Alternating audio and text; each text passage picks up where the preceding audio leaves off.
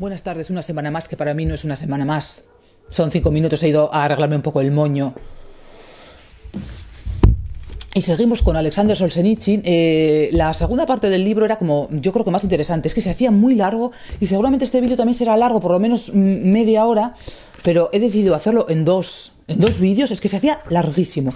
Bueno, le preguntan aquí a Solzhenitsyn, ¿qué encuentra usted de bueno y de positivo en el régimen soviético? Dice él: naturalmente en nuestro país existe lo que se llama educación popular gratuita y asistencia médica gratuita, mas ambos conceptos son rutinarios, están adocenados y su calidad es bajísima. La sanidad popular, en efecto, es gratuita, abierta a todos, pero está montada de tal forma que del Kremlin para abajo, todas y cada una de las organizaciones, todos los jefecitos y jefazos del partido, los mandamases ministeriales y locales, se esfuerzan para que los servicios que a ellos les corresponde sean diferentes. Todo aquel que puede permitirse una medicina privada acude invariablemente a ella, ya que en la medicina social los servicios son de ínfima calidad. Cuando lo leía yo alucinaba. ¿Qué ha pasado ahora con el rollo este de la pandemia? ¿No hemos visto a todos esos ministros yendo a clínicas privadas? Cuando ponderan la sanidad pública. Es exactamente lo mismo que pasaba en la Unión Soviética, ya lo están viendo. No porque los médicos sean malos, sino porque no pueden ser mejores debido a las condiciones en que se encuentran. En una hora tienen que diagnosticar a 9 pacientes. Los enfermos a veces precisan pequeñas operaciones y chequeos profundos. Es resultado del sistema social, de un sistema que va contra el hombre. Sin embargo, en nuestra sociedad, en el mundo soviético, aunque parezca asombroso, las relaciones entre los hombres son más humanas, más espirituales, más desinteresadas que aquí. Bueno, esto es de locos ya. ¿Qué opina de la venta a la Unión Soviética de aparatos norteamericanos de gran precisión con los que el KGB ha podido atrapar al Bautista Bins, un pastor baptista de estos, y descubrir un grupo clandestino en Riga? A ver, unos norteamericanos que hicieron una feria en Moscú de aparatos electrónicos que ellos utilizaban para capturar, que la policía en América utilizaba para capturar a criminales y tal, se los vendieron al KGB. Dice Alexander: el hecho es tan lamentable que solo puede suscitar repugnancia y pavor. En la búsqueda de mercados, persiguiendo la promoción y venta de sus productos, las compañías estadounidenses están dispuestas a vender al gobierno de la Unión Soviética aparatos especiales para oír las conversaciones, para vigilar, fotografiar y cazar a los hombres.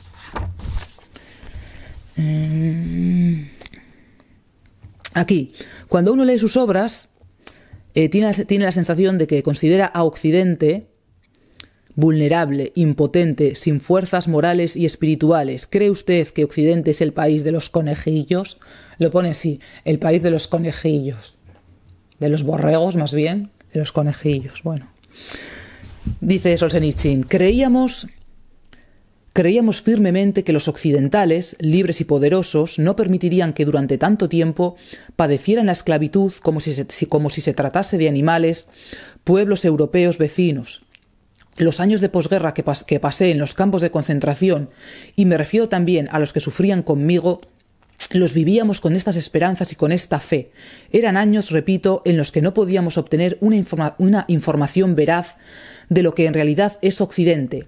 Creíamos que era otra cosa.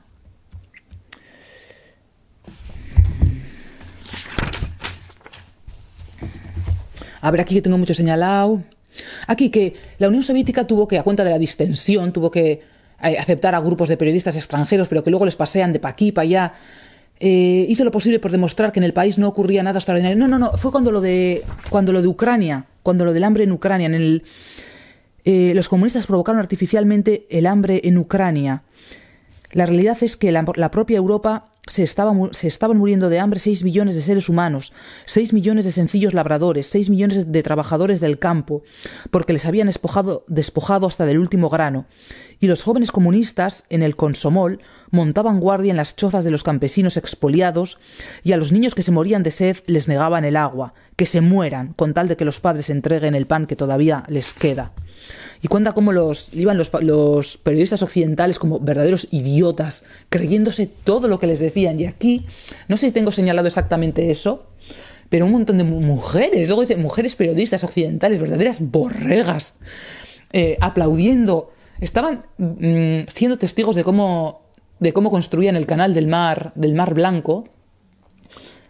Y decía, pero tú, tía, es que eres tonta, es que no estás viendo que están trabajando en régimen de esclavitud. Y las otras diciendo, ¡ay, qué bien! Estos trabajadores, qué bien cuidados están cuando estaban famélicos. Creo que lo tengo señalado, luego nos reímos, bueno, nos reímos, o lloramos, no sé. Bueno, que un tal Thomas Lohner, un jovencito, tuvo el valor de escaparse y de fotografiar la realidad y que no le publicaron sus fotografías en ningún sitio. No le publicaron sus fotografías en Occidente, las fotografías que decían lo que estaba ocurriendo de verdad en Ucrania.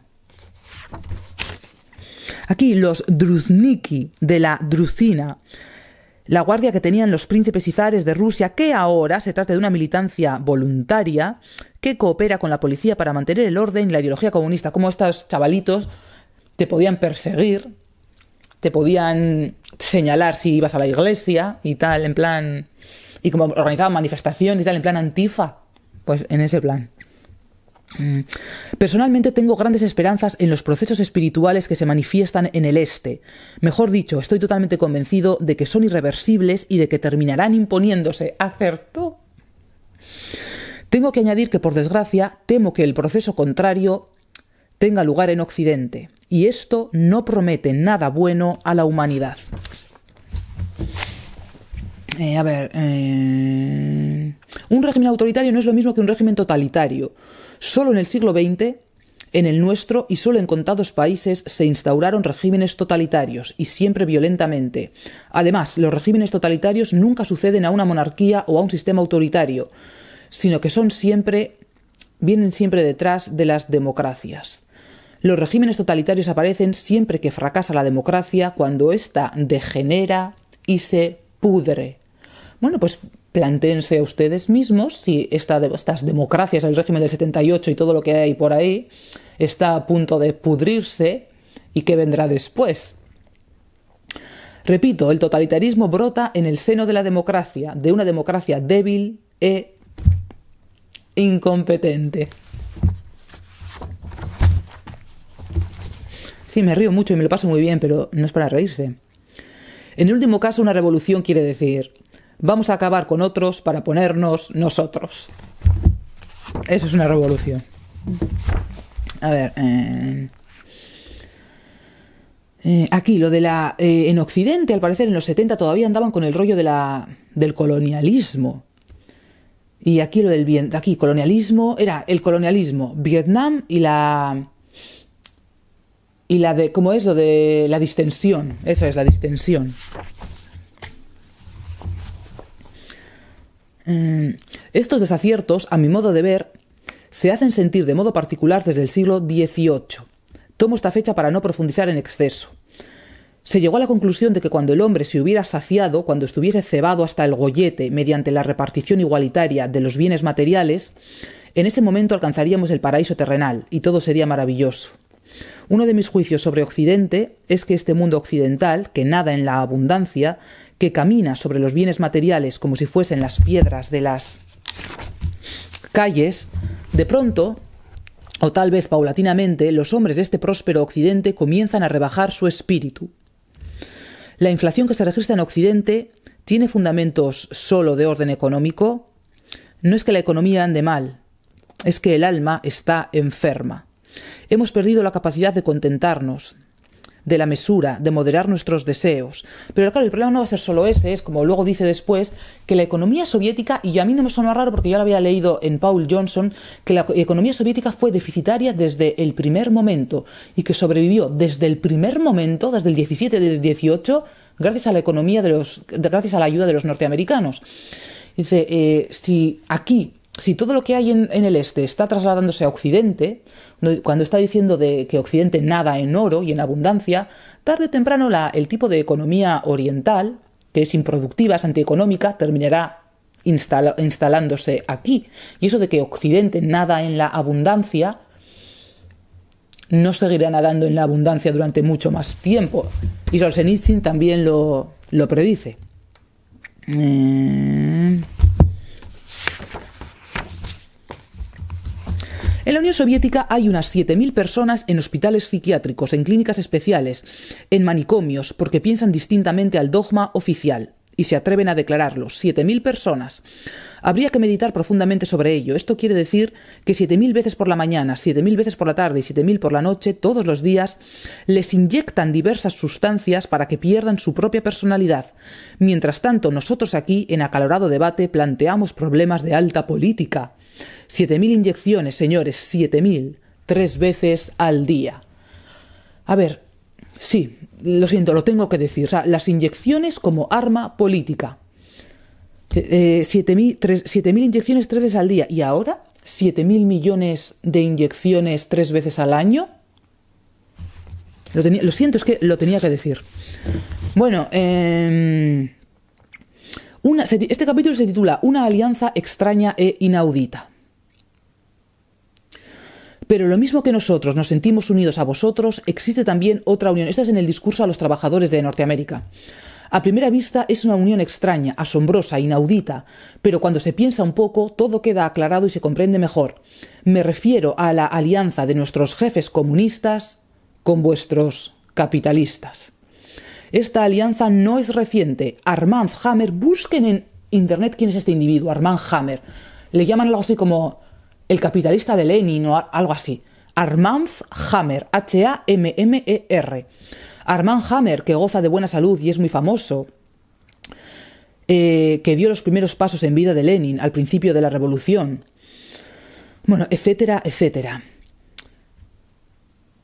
Observamos un apoyo permanente e ininterrumpido por parte de los hombres de negocios de Occidente a los jefes comunistas soviéticos, socorriéndoles en su economía inepta y absurda, una economía que jamás hubiera podido ella sola superar sus propias dificultades y a la que le procuran sin cesar materiales y tecnología. Aquí te pone, la Unión Soviética le correspondió el 30% de la importación mundial de maquinaria y equipo. Bueno, toda la ayuda, te aparece aquí desglosada la ayuda que recibía la Unión Soviética desde el principio. O sea, si llega a ser por ellos, no hubieran durado. Si llega a ser por la propia capacidad económica de la Unión Soviética, no hubiera durado aquello ni un año. Solo recordaré un caso reciente. Puede que alguno de vosotros lo haya leído en los periódicos, mientras que para otros haya pasado quizás inadvertido. Por iniciativa de vuestros hombres de negocios se montó en Moscú una exposición de técnica criminológica, es decir, los aparatos más modernos, más sofisticados, más finos para atrapar criminales y asesinos en vuestro país. La presentaron en salas especiales para que pudiesen estudiar a los expertos soviéticos del KGB, como si los hombres de negocios no supieran a qué criminales y a quiénes persigue el KGB. Al gobierno soviético le interesaron extraordinariamente los aparatos y decidió adquirirlos todos. Y vuestros hombres de negocios gustosamente empezaron a vendérselos. Aquí, cuando arruinaron a Rusia en la guerra civil, se dirigieron a los Estados Unidos. Norteamérica, alimenta tú a nuestros hambrientos. Y la generosa Norteamérica dio de comer a nuestros hambrientos. Fundó la ARA, A-R-A, American Relief Administration, que dirigía vuestro entonces futuro y ahora fallecido presidente Hoover. Muchos millones de vidas rusas se salvaron gracias a esta organización. ¿Cómo os lo han agradecido? Han hecho lo posible para borrar de la memoria del pueblo todo vestigio de la ARA. Y decían que era una agencia de espionaje y no sé qué. En los años 80 que transcurrieron antes de la revolución, años de disturbios revolucionarios, de atentados contra el zar y de asesinatos del zar, se ejecutaba por término medio unas 17 personas al año. 17 personas al año. Los chequistas, orgullosamente, hacen el balance de su labor revolucionaria. Entre 1918 y 1919, incluso piden perdón porque sus datos no son del todo completos. ¿Queréis conocer estos datos? Son los siguientes. La Checa fusilaba sin juicio por término medio 1.000 personas al mes. Entre 1937 y 1938, si dividimos el número de fusilados por la correspondiente cantidad de meses, obtenemos la cifra siguiente. 40.000 fusilados al mes. 40.000. La democracia mundial podía haber derrotado primero a un totalitarismo y después al otro, primero al alemán y luego al soviético, pero en vez de eso, fortaleció al totalitarismo soviético permitiendo que se configurase un tercer totalitarismo, el chino. En aquel entonces nosotros lo oíamos asombrados. Creíamos que, al alcanzar Europa, nos entrevistaríamos con los norteamericanos y les contaríamos toda la verdad. Yo marchaba con los ejércitos que se dirigían directamente al Elba. Y iba a haber, ocurrió cuando ha salido la semana pasada, de que los norteamericanos son como nosotros cuando se encontraron los rusos y los americanos en el Elba, pero justo a Solzhenitsyn le capturaron y no pudo llegar, le metieron en el Gulag y no pudo llegar al Elba. Un poco más y hubiera llegado y les hubiese dado la mano a vuestros soldados norteamericanos. Me encarcelaron poco antes, la cita no tuvo lugar. Y ahora, con gran retraso, otra vez la misma fuerza me ha dejado caer aquí. He llegado hoy aquí sustituyendo a la cita del Elba. Con un retraso de 30 años, para mí hoy el Elba está aquí. Vengo a deciros como amigo de América, a deciros a vosotros lo que entonces os queríamos decir en el Elba, pero que no pudimos decir a vuestros soldados. Les querían contar lo que sucedía realmente en la Unión Soviética. Si la Unión Soviética utiliza la distensión en defensa de sus intereses, entonces nosotros, ¿qué ocurrirá entonces? La Unión Soviética utiliza y utilizó la distensión solo para proteger sus intereses. Y aquí lo de Vietnam. No ignoramos que Vietnam del Norte y los Jemeres Rojos han quebrantado el acuerdo que firmaron, pero estamos decididos a mirar al futuro. Toda Europa, todo el mundo occidental veía las verdaderas barbaridades que se estaban cometiendo ahí en el sureste asiático y nadie hacía nada. Nadie hacía nada por la distensión, porque bueno, porque hay que olvidar el pasado y nadie hacía nada. Y decían, decididos a ver el futuro. El futuro ya se veía en 1933 y en 1934. También lo veían mal hace 2 años cuando firmaron el insensato, incomprensible y sin garantías armisticio en Vietnam. Veían tan mal, tenían tanta prisa por firmar el armisticio, que se olvidaron incluso de pedir que pusiesen en libertad a los propios prisioneros norteamericanos. Tanto les apremiaba la firma de este documento que les traían sin cuidado los 3.000 o 4.000 estadounidenses que allí se quedaban. Bueno, ¿quién ha hecho esto mismo ahora en Afganistán? ¿Quién ha dejado tirados a los suyos ahí en Afganistán y se ha alargado y el que se quede atrás que arree? Pues ya están viendo que no era nada nuevo. Aquí hay un señor, un soviético que viajó a Norteamérica y al volver a la Unión Soviética dijo: en Norteamérica las autopistas son excelentes. Le cayeron 10 años de cárcel. Es como nuestra frase, en Norteamérica, cada vez que haya que criticar algo, en Norteamérica las autopistas son excelentes. Y aquí, los periodistas, a cuenta de Nixon, que fue a visitar a Khrushchev, preguntaba y todo el mundo respondía lo mismo. Todo el mundo respondía: maravilloso, estoy contentísimo, entusiasmado. Estaban aterrorizados, no podían contestar otra cosa. ¿Qué opinas del régimen del 78? Maravilloso, estoy contentísimo, entusiasmado. ¿Qué opinas cómo se gestiona la economía? O la educación, o todo en el régimen del 78. Maravilloso, estoy encantado, maravilloso. Estoy entusiasmado. ¿Qué otra cosa vas a decir? Si es que... Aquí, otra vez, toda la ayuda norteamericana a la Unión Soviética. Bueno, y aquí que el futuro de la Unión Soviética parecía de libertad, porque por el renacimiento religioso y tal... A ver. Aquí otra vez a los trabajadores de Norteamérica. Ahí. Os hablan de ella. Quieren preveniros de lo que hubo y de lo que hay. Sin embargo, los enormes rascacielos se yerguen altivos tocando las nubes. Y replican: esto aquí no sucederá. No llegará hasta nosotros. En nuestro país es imposible. Pues dice Solzhenitsyn: cuidado, porque todo es posible.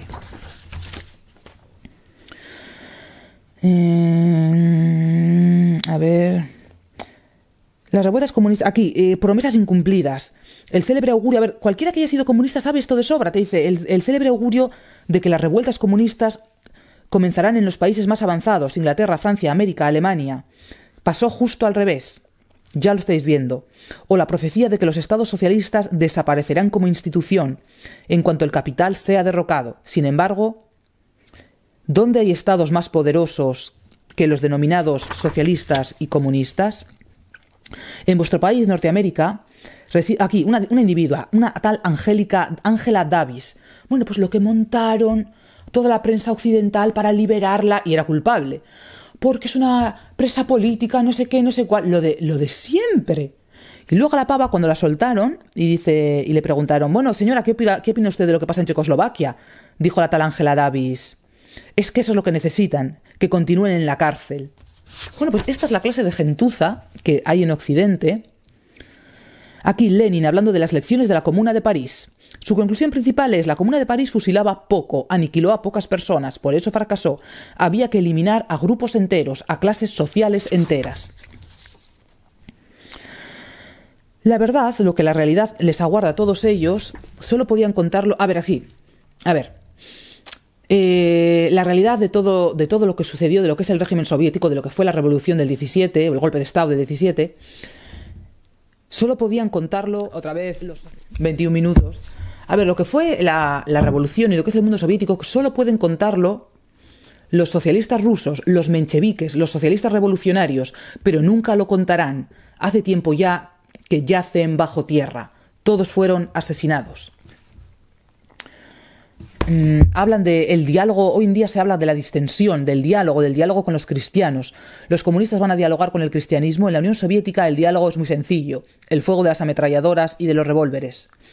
Cuando los comunistas franceses e italianos dicen que van a dialogar, dadles fuerza y poder y ya se verá en qué consiste el diálogo. Y en verdad, el fin se avecina. Además de la pesada situación política que observamos hoy en la Tierra, avanza hacia nosotros un nuevo reto. Es una crisis de género desconocido, es algo distinto, algo que nada tiene que ver con la política. Se acerca un importante cambio de rumbo en la historia mundial, en la civilización. Son muchos los que lo han advertido en distintos lugares, en sus respectivas especialidades. Me atrevería a comparar este viaje con el cambio de rumbo que tuvo lugar al pasar de la Edad Media a los tiempos modernos, un giro total de la civilización, en el que los conceptos establecidos pierden de golpe su voluminosidad, sus contornos exactos, las palabras que utilizamos con frecuencia, a las que estamos acostumbrados, pierden el sentido y se hacen huecas. Métodos que durante largos siglos funcionaron a la perfección dejan de andar y se paran. La jerarquía de valores que adoramos, que consideramos lo más querido, por lo que palpita nuestra vida y nuestro corazón, se tambalea. Y ambas crisis, la política del mundo de hoy y la espiritual que avanza hacia nosotros, convergen en el tiempo y nuestra generación, según parece, deberá pasar por ellas. Sobre la dirección de nuestro país, que inaugurará el tercer centenario de vuestra existencia de América, de Estados Unidos, quizá caiga un peso desconocido en la historia norteamericana. Sin embargo, se concentra el mal mundial, un mal que odia al hombre y a la humanidad, lleno de decisión para destruir vuestra sociedad. ¿Hay que esperar acaso que este mal caiga sobre vuestras fronteras? Ya lo he dicho una vez antes. Hoy en el mundo se desenvuelven dos procesos. Uno de ellos es el de la liberación espiritual en la Unión Soviética y en otros estados comunistas. El segundo es el de la ayuda de Occidente a los dirigentes comunistas, las concesiones, la distensión, la entrega de países enteros. He dicho y lo repito ahora, no lo olvidéis. Nosotros allí debemos levantarnos por nuestras propias fuerzas, pero amparándonos a nosotros, en realidad lo que estáis protegiendo es vuestro propio futuro. Somos esclavos, pero nos arrastramos hacia la libertad. Mas vosotros los occidentales sois libres de nacimiento. Si habéis nacido libres, ¿por qué ofrecéis vuestro cuello a la esclavitud? El mismo día que pronunciaba mi discurso en Washington, en el Kremlin de Moscú, Suslov dirigía unas palabras a vuestros senadores. Decía: propiamente, el alcance de nuestro comercio es más político que económico. Podríamos prescindir de él. Mentira. La existencia toda de nuestros esclavistas, de principio a fin, se sostiene solo gracias a la ayuda económica occidental. La economía soviética arroja un coeficiente de rendimiento útil sumamente reducido, su eficacia es extraordinariamente baja. Lo que en vuestro país se alcanza con contadas personas y máquinas, en el nuestro exige multitudes y cantidades elevadas de bienes de equipo. La fuerza de la economía soviética se concentra en la guerra. Allí es donde vosotros no les auxiliáis, y aquello de lo que carece, lo que debe construirse y lo imprescindible para alimentar al país y levantar las demás industrias, todo proviene de vosotros. ¿Es tal vez Rusia un país agrícola? Nada de eso. También tiene que comprar trigo. ¿Qué economía es esta? ¿Qué es lo que vende? ¿Qué ha creado? ¿Qué ha creado el socialismo? Nada. Lo que Dios en un principio dio su tierra, o sea, las materias primas, esto es lo que vendemos y despilfarramos, lo que viene de Dios, y cuando se acabe no podremos vender nada. Estamos hablando de los años 70, que en realidad, por mucho que intentaran taparlo, Rusia era un país subdesarrollado en los años 70. El presidente de la Federación Americana del Trabajo y del Congreso de los Sindicatos de Producción, George Meany, dice: lo que le damos a la Unión Soviética no son créditos, sino ayuda económica. Esta asistencia se concede a unos intereses que el propio obrero norteamericano no conseguiría para sí mismo. Nosotros aceptamos la ayuda, pero en nuestras escuelas, en nuestros diarios, en las conferencias de los propagandistas del partido se dice: el mundo occidental se está descomponiendo, la economía del occidente se hunde. Y cómo insultaban a los americanos y les llamaban imperialistas y tal y cual. La unidad de los pueblos de Europa Oriental tal vez sea la última esperanza de este continente. El mundo occidental, todavía sin derrumbarse en su asentada soberbia, no se da cuenta de cómo desciende progresivamente todos los escalones de la fuerza real y de la influencia intelectual, ni cómo se está convirtiendo en un rincón provinciano del planeta. Aquí, la entrevista en la televisión española. Bueno, yo me imagino que se armaría un Cristo. O sea, si viene alguien diciendo esto, dice: vuestros círculos progresistas se complacen en llamar al régimen existente dictadura. Yo, en cambio, llevo 10 días viajando por España, desplazándome de riguroso incógnito, y observo cómo vive la gente. Lo miro con mis propios ojos y pregunto: ¿saben ustedes en serio lo que quiere decir dictadura? Un español cualquiera no está vinculado a un lugar determinado, o a una ciudad o a un pueblo. Puede desplazarse de un lugar a otro según le plazca. Nuestros ciudadanos soviéticos, en cambio, no lo pueden hacer. Estamos encadenados a nuestro lugar de residencia por la famosa propiska, lo del régimen de pasaportes. Luego me entero de que los españoles pueden salir libremente de su país. En la Unión Soviética esto no existe. Paseo por Madrid o por otras ciudades españolas, de las cuales he visitado 12, y veo que en los kioscos se venden los principales periódicos europeos. En mi país, si apareciera un periódico extranjero, se alargarían 10 manos para agarrarlo. Veo, por ejemplo, que aquí funcionan libremente las fotocopiadoras. Cualquiera por 5 pesetas puede sacar libremente una fotocopia. En nuestro país tal cosa no solo está prohibida, sino que es delito. Toda persona que utilice una copiadora para fines particulares y no para el Estado, para la administración, será condenada por actividades contrarrevolucionarias. En su país, con algunas limitaciones, están autorizadas y tienen lugar algunas huelgas. En nuestro país, en 60 años jamás fue autorizada una huelga. Y te pone que la propia palabra huelga está prohibida en mi país. Claro, esta experiencia comunista la hemos padecido en carne propia. Y después de estas monstruosas pérdidas tenemos ya una vacuna contra el comunismo. Una vacuna como no la tiene ya nadie en Europa. Actualmente en nuestro país, si alguien en una reunión o en una conversación entre amigos plantea seriamente el problema del comunismo, nadie querrá escucharle, le tomarán por tonto. Espiritualmente nos hemos librado del comunismo, pero antes hemos recorrido la vía del martirio. Rusia ha realizado un salto histórico. Rusia, por su experiencia social, se ha colocado muy por delante del mundo entero. No quiero decir con esto que sea un país adelantado, es al revés, un país de esclavos. Pero la experiencia que hemos vivido, las vicisitudes que hemos atravesado, nos colocan en la extraña situación de poder contemplar todo lo que pasa actualmente en Occidente, en nuestro propio pasado, y prever el futuro de Occidente en nuestra presente situación. Estamos viviendo los hechos que están ocurriendo en Occidente hoy, y sin embargo recordamos que esto mismo ya nos pasó hace muchísimo tiempo a nosotros. En los años 60 del siglo pasado, el emperador Alejandro II comenzó a llevar a cabo un vasto programa de reformas para implantar la libertad, la democracia y el desarrollo. Un puñado de revolucionarios lanzó en 1861 una proclama en la que decía que querían reformas más radicales y más rápidas. Temiendo que el bienestar general pudiera provenir del rey y no de ellos, proclamaron el terror. En 1861, Alejandro II abolió la servidumbre. En 1864, reorganizó completamente la administración y la justicia. Pues bien, los revolucionarios intensificaron sus actos terroristas. Hubo 7 atentados contra el zar.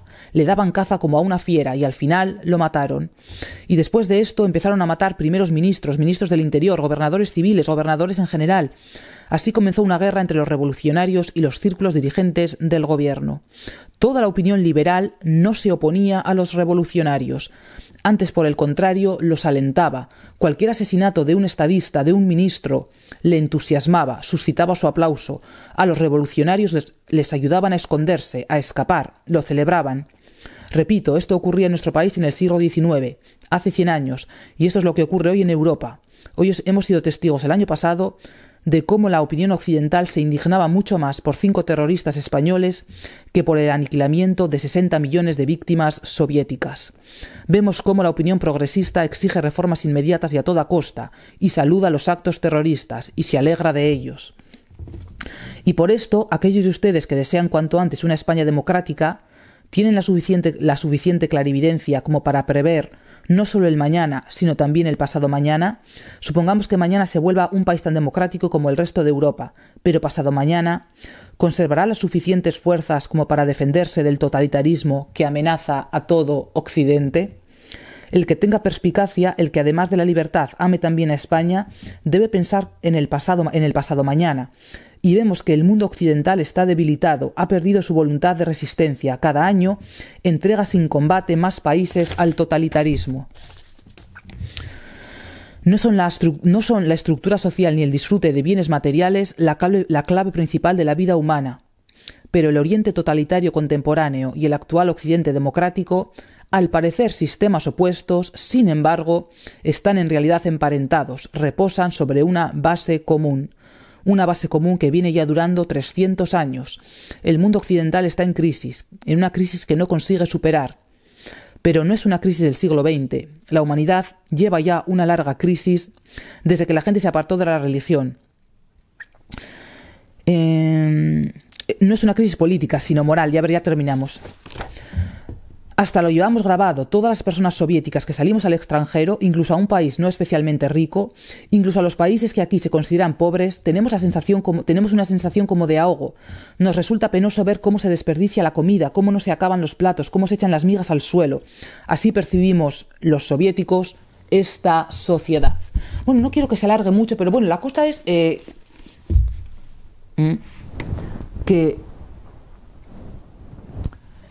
ese es el aviso de Solzhenitsyn a Occidente, que íbamos a acabar igual que estaban en la Unión Soviética. Y no sé por qué quería enseñarles, y lo quería haber leído cuando correspondía, pero es que ya tampoco me acordaba.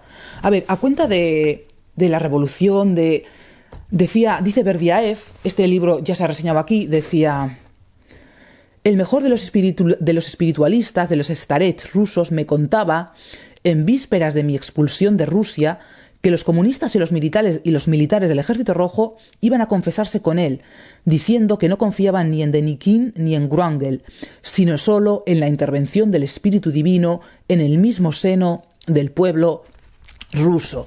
Y cómo lloraban y se horrorizaban de lo que ellos mismos estaban haciendo. Y aquí vamos a ver lo que dice Paul Johnson en Tiempos Modernos. A ver, aquí quería buscar la cita exacta de la que explica cómo la economía soviética era deficitaria desde el principio, pero yo creo que esa no la he encontrado. Deuster, que viajaba a través de Rusia, conoció a un coronel de la OGPU que lloraba mientras decía: soy un viejo bolchevique, trabajé en la clandestinidad contra el zar y después combatí en la guerra civil. Hice todo esto para que ahora nos dediquemos a rodear las aldeas con ametralladoras y yo tenga que ordenar a mis hombres que disparen indiscriminadamente sobre las multitudes de campesinos. Oh, no, no. Es lo que dice Solzhenitsyn: la distensión solo se consigue cuando el corazón se libra de odio. Dice Leszek Kolakowski, que también se ha reseñado aquí: la operación bélica probablemente más masiva ejecutada nunca por un Estado contra sus propios ciudadanos. Eso fue la Revolución Rusa. Los campesinos restantes fueron despojados de su propiedad, por pequeña que fuese, y llevados a las fábricas de grano, con el fin de impedirles que huyesen a las ciudades. No se otorgaban pasaportes a los campesinos, de manera que estaban atados a la tierra, glebae adscripti, como en las últimas fases del Imperio Romano, durante la época de la servidumbre feudal. El sistema era más severo que durante los períodos más sombríos de la autocracia zarista. El resultado era previsible, el único caso histórico de un hambre provocada exclusivamente por el hombre. Antes de entregar su grano, los campesinos lo quemaron, destruyeron utensilios de labranza, sacrificaron 18 millones de caballos, 30 millones de vacunos, 100 millones de ovejas y cabras. Como dice Kolakowski, el partido entero se transformó en una organización de torturadores y opresores. Nadie era inocente y todos los comunistas se convirtieron en cómplices de la coerción aplicada a la sociedad. Así el partido adquirió una nueva forma de unidad moral e inició un curso del que no había regreso posible. Aquí te hablan que la hija de Stalin se suicidó cuando vio lo que... Svetlana, ¿no? Svetlana. Se suicidó cuando vio lo que estaba pasando. El plan, presentado a la sociedad occidental culta como un modelo de proceso civilizado, era de hecho una fantasía bárbara, lo de los primeros planes quinquenales que arruinaron el país. De forma periódica se realizaban procesos públicos cuidadosamente manipulados, por ejemplo, el juicio a los mencheviques o el proceso a los ingenieros de la Metro Vickers en abril del 33. La justificación pública de los arrestos y las desapariciones que afectaban en una escala sin procesos a todo el país. A ver, si la decadencia del cristianismo creó al fanático político moderno y originó sus crímenes, la evaporación de la fe religiosa en las personas cultas dejó en la mente de los intelectuales de Occidente un vacío que fue colmado fácilmente por la superstición secular. No existe otra explicación para la credulidad con que los científicos, acostumbrados a evaluar las pruebas, y los escritores, cuya función era criticar la sociedad, aceptaron por su valor aparente la más torpe explicación stalinista. Aquí tenemos a Sidney y Beatrice Webb afirmando: es grato pensar que oficialmente se manifestó el más cálido aprecio por el éxito de la OGPU, no solo en vista de que realizó una gran hazaña de ingeniería, sino que alcanzó un triunfo en el área de la regeneración humana. Harold Lasky elogió las cárceles soviéticas, donde los convictos llevaban una vida integral y digna. Anna Louise Strong observó: los campos de trabajo han adquirido una gran reputación en la Unión Soviética porque son los lugares en que se ha rescatado a decenas de miles de hombres. El método soviético de recomposición de los seres humanos es tan conocido y eficaz que los criminales solicitan su reingreso. A ver, ¿hasta qué punto esta gente es imbécil? ¿Hasta qué punto tenían delante de las narices lo que estaba pasando? Y miren las barbaridades que decían, es que es de locos. Aquí tenemos, a ver, bueno, es que hay de todo y a ver, Julian Huxley, la metrópoli de Moscú, Lady Astor. No, yo quería leerles el texto de Muguerivre. Aquí, Anna Louise Strong, esa fue la que dijo lo de los que estaban construyendo el canal del Mar Blanco. Que dice, a ver si tengo aquí lo que dijo. A ver, dice, a ver quién. George Bernard Shaw dice,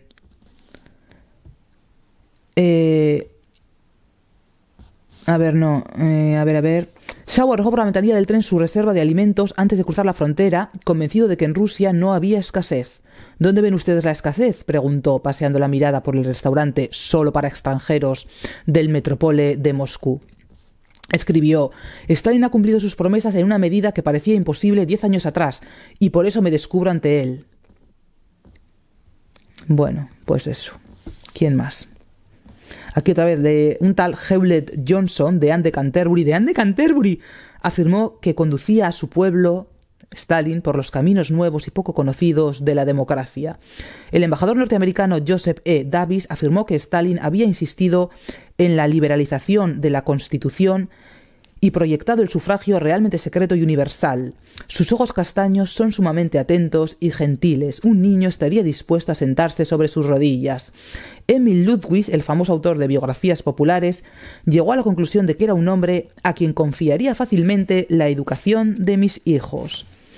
El escritor chileno Pablo Neruda sostuvo que era un hombre de principios y de buen carácter, bueno, etcétera, etcétera. Y aquí la tía esta, Ana Louise Strong, es la que dijo lo de los trabajadores del canal del Mar Blanco, y Malcolm Muggeridge, que tarde o temprano aparecerá aquí en estos vídeos, diciendo: es una mujer enorme con rostro muy encendido, mucho cabello blanco y una expresión de estupidez tan abrumadora que conforma una especie de extraña belleza. Demasiado elegante para decir una retrasada, una imbécil. Bueno, pues ahí están. El mundo soviético se sostuvo por el apoyo de Occidente, por el apoyo de sus intelectuales y por el apoyo de sus capitalistas. Y todo lo que ha pasado ahí va poco a poco hacia el oeste y lo tendremos aquí más bien pronto que tarde. Solo que para nosotros no habrá ningún capitalista que nos done, aunque sea lo mínimo, para sobrevivir. Y bueno, sin más, hasta la semana que viene.